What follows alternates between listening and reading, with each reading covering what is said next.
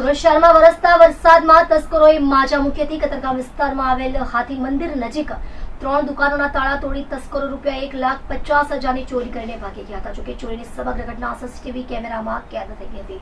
સુરત શહેરમાં જ્યાં એક તરફ ભારે વરસાદથી હાલાકી વધી રહી છે, ત્યાં બીજી તરફ તસ્કરો પણ સક્રિય બની ગયા છે. કતારગામ વિસ્તારમાં આવેલ હાથી મંદિર નજીક 3 દુકાનોના તાળા તોડી ચોરીની ઘટનાએ પોલીસના પેટ્રોલિંગ પર સવાલ ઉભા કર્યા છે. તસ્કરો રાત્રે 3:35 કલાકે ઘટનાને અંજામ આપી ગયા હતા. તસ્કરો દુકાનના તાળા તોડી અંદર ઘૂસ્યા અને અંદર રહેલી રોકડ રકમ ચોરી કરી ગયા. અંદાજે ₹1,50,000ની રોકડ ચોરી કરવામાં આવી હોવાનું જણાવાયું છે.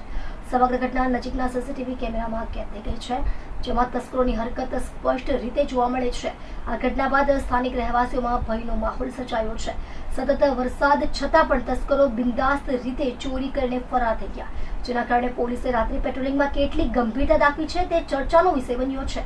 હવે જોવું રહ્યું કે પોલીસ સીસીટીવીના આધારે તસ્કરો સુધી પહોંચવામાં કેટલો સમય લે છે.